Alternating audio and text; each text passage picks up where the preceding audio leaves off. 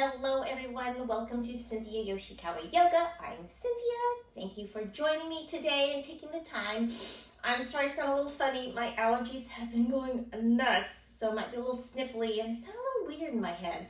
So my apologies, but hey, that's life, right?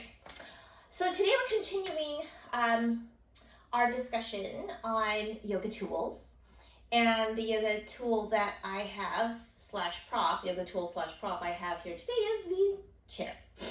So we're going to discuss what kind of chair you should have, in my opinion, actually, that is the most practical solutions for you. Chairs are great props. They offer great support. They're not just for sitting in. You can use them for other things too.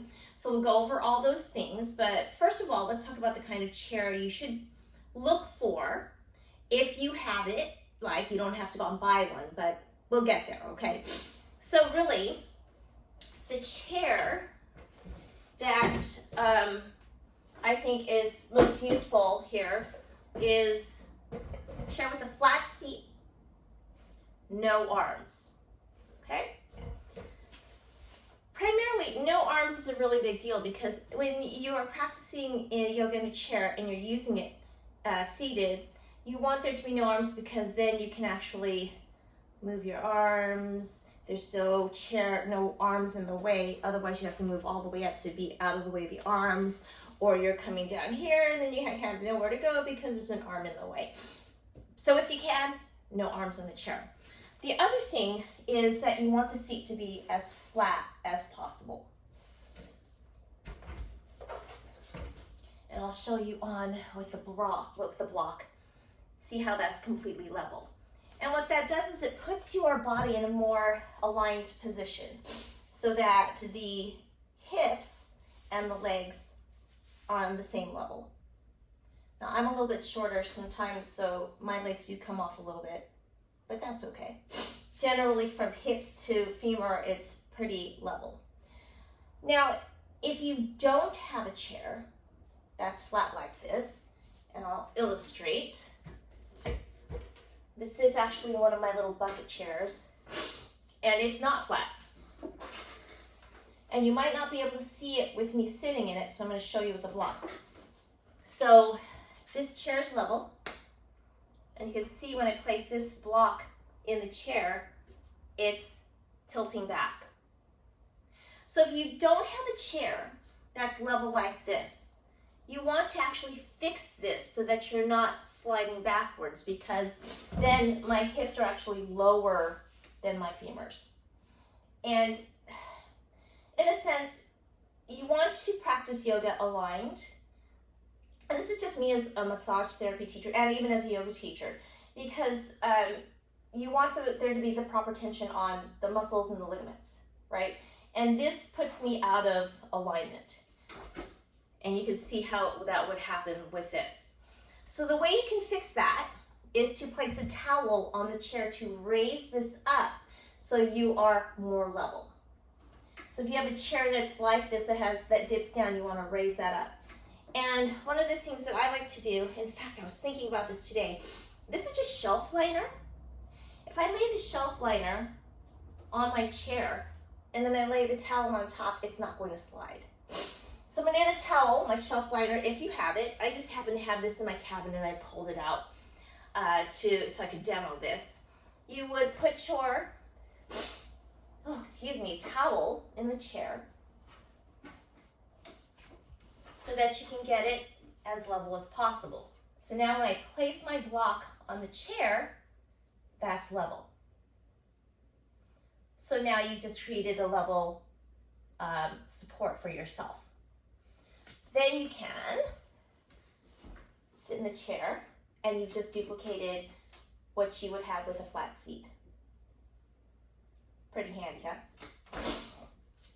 Now, if you don't have, there are some folding chairs that don't have this cushion on it, then you would also want to, and those are really slippery. I don't know if you ever sat in a chair like that. I've been to multiple graduations where they have no cushion on those things, and you're sliding around. Then having a one of these guys handy with a shelf liner handy is going to be great, because then you can place your towel on it and you're not going to slide, because also if you're sliding around in your chair, you're not going to feel safe. It's going to be distracting. So these shelf liners are pretty handy. Literally pulled it out of my cabinet. So let me go ahead and put this back. And now we have our, oh my goodness, level seat. Okay? Now, there are a few ways to use your chairs. And primarily, we always think of chair yoga, we always think of using the chair to sit in, to practice yoga in. And so in that case, because not everybody is able to lie on their backs, and it's not that they can't get down to the floor and lay on their backs for certain postures. And for a lot of my clients who have chronic pain, it's not the lying down, it's the getting back up that is really uncomfortable, unmanageable, and painful. So chair yoga is great for those people. It's not great for everybody, but it works really well for those people. If you're in a larger body, this might not work well for you. You might be very uncomfortable in a chair because there's nowhere to go, and I'll illustrate that really right now. So when you're practicing chair yoga, just there are different levels of support. If I'm sitting all the way back, this is the most support the chair can give me when I'm leaning back. So if I practice yoga from here, I'm getting a lot of support from the chair. Now, if I move up so that a third of my legs is off the chair and 2/3 of my body is on the chair, that's less support, because I have to support myself with my core, because I'm not relying on the back of this chair. And then if I move up a little bit more, 2/3 of my legs are off the chair and only 1/3 of my body here is on the chair. That requires more support from my body. That requires me to use more strength to support this. And that's just a nice, easy way to, then you can progress as you need to. If you need more support, you can sit back and use more support. But yeah, basically it's full support, less support, less support, and in that way, you're using more strength to hold yourself up. So the other way to use a chair is, for some of us, especially as you're first starting and you're not as flexible and you're just working on becoming more flexible, for some folks, coming all the way down to the ground for a down dog, for example, for this is down dog, and coming to this position is really not unattainable at that point yet. So then you can also use your chair, and there are different levels with this, even with a chair. There's the highest level with a chair, where I can practice down dog from here.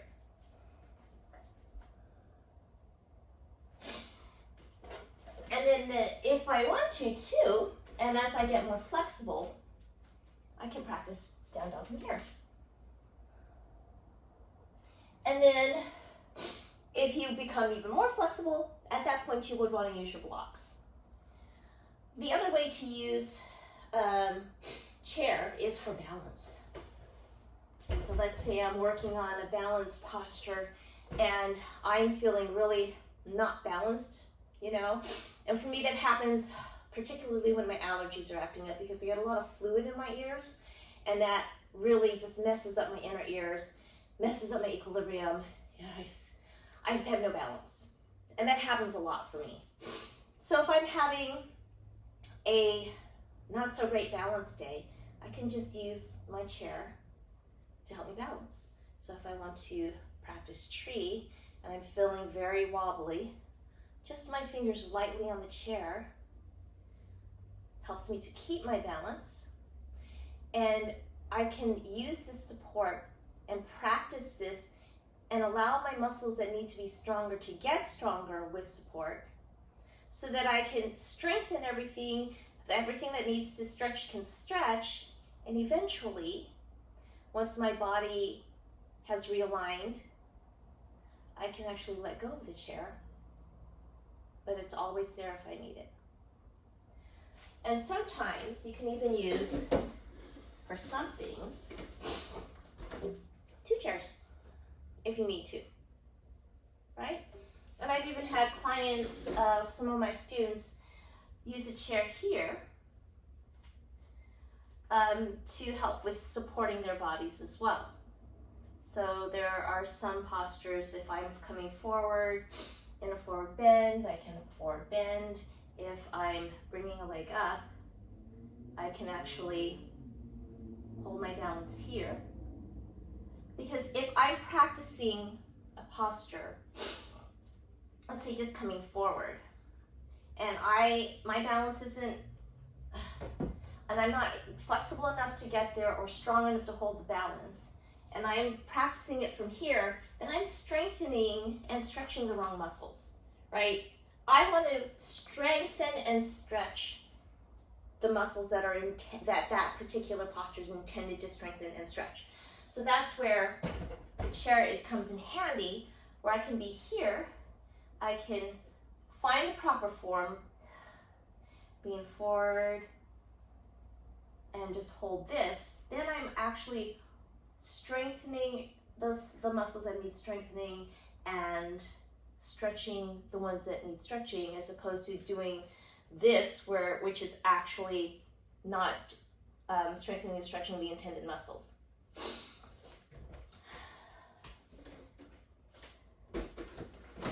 Yeah, chairs. Chairs are great. Use them. Keep them around. It's a tool to help you, and if you use your tools, you progress faster and you progress comfortably. And because there should be the yin and the yang, the stira and the sukham, the work where the work needs to be and the ease where the ease needs to be. For example, if I'm here, the ease is here, the work is here. If I have my chair, this is working, and my upper body has the ease. If I don't have it and my balance is off, then it's dis-ease, this discomfort all over. So be judicious about using your props and always feel that you can, because even with props, it's still yoga. I think some people actually believe that if you're using a prop, somehow you're weak or you're not doing it right. But yoga, you should be comfortable in a posture. You should be able to breathe, you should be comfortable, and you should be able to hold that posture in comfort, right? And if you aren't, then it pulls you out, and that's a distraction. Because what you want in yoga is also not just physically to be able to hold a posture, but to be able to feel and drop in and feel it within. So, let's see. I think I got everything here. I always have my notes. So I hope this video was helpful to you. If it was, you can comment. As always, please like, subscribe, and watch. You can share it with a friend, because apparently the algorithm gods demand it, and we must please the algorithm gods. So I hope this was helpful, and I look forward to seeing you in the next video.